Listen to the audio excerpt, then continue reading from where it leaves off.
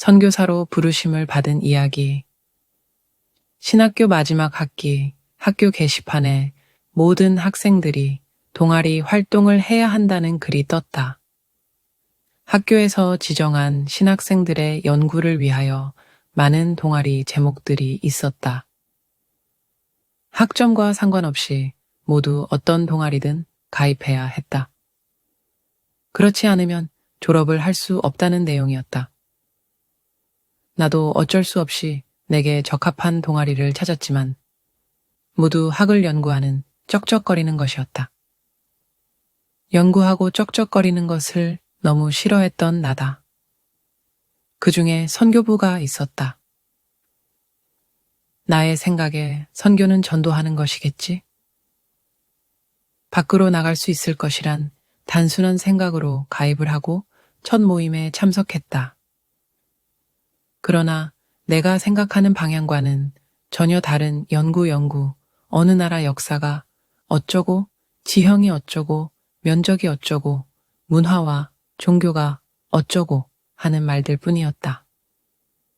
선교를 위해 기본적인 것들이었지만 아무것도 귀에 들어오지 않고 내 나라도 모르는데 남의 나라까지 신경을 써? 더욱이 숙제까지 그러한 것들을 연구조사해 와 발표하라는 정말 나와는 아무 관계가 없다는 생각만 했다. 그러던 어느 한날 멕시코 높은 산속에서 원주민을 상대로 선교하시는 학교 선배 선교사님께서 신학교에 선교보고차 오신다는 소식이 전해졌다. 선교사님의 보고는 방과 후에 있다는 것, 전혀 참석할 의사가 없었는데 여학생들은 선교사님 보고 후 다과를 준비하여 대접하라 하여 어쩔 수 없이 방과 후 예배 시간에 참석했다. 언제나 나는 수업 시간 중간에 앉는다. 맨 앞은 교수님이 부담스럽고 뒤는 너무 멀고 중간에서 약간 앞쪽에 앉곤 했었다. 그러나 그날은 너무 싫었기 때문에 맨 뒤쪽 구석 자리를 선택하여 앉았다.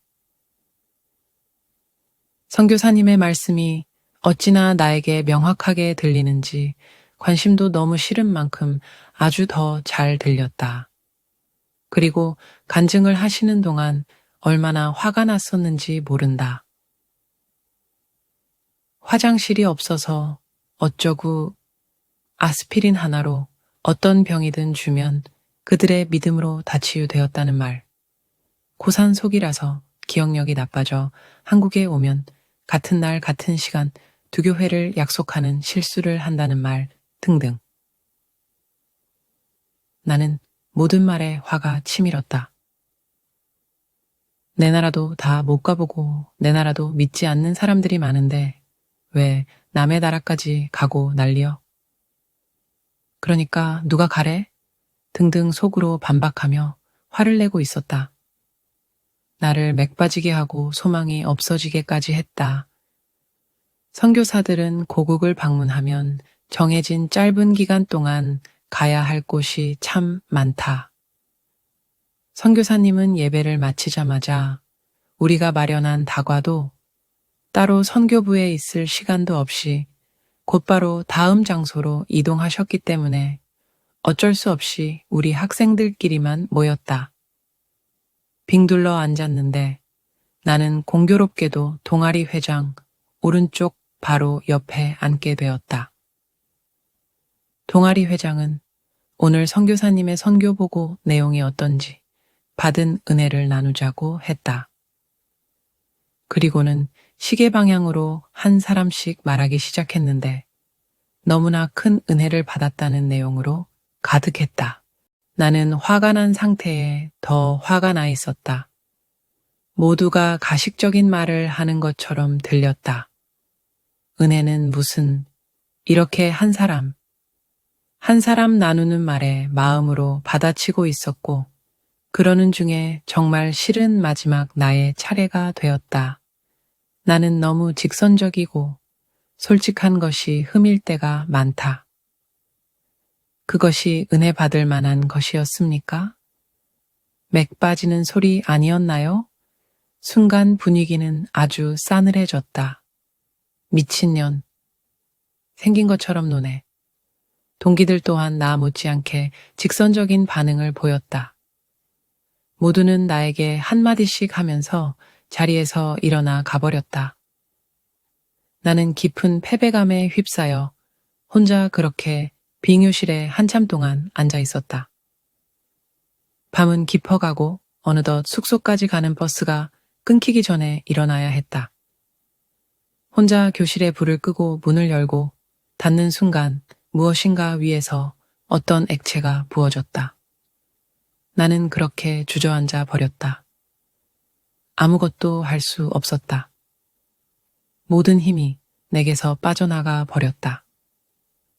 그런 중에도 집에는 가야 했으므로 기다시피 신학교를 나와 버스를 타고 집에 도착해 그대로 쓰러져 버렸다. 아무것도 먹지 못하고 일어서지도 못하고 3일 밤낮을 아팠다. 어디든 가지 않으면 죽을 것 같았다. 죽음의 그림작이 실제로 나에게 축축 다가왔다. 급기야 주님 주께서 가라는 곳에 가고 서라는 곳에 서겠습니다.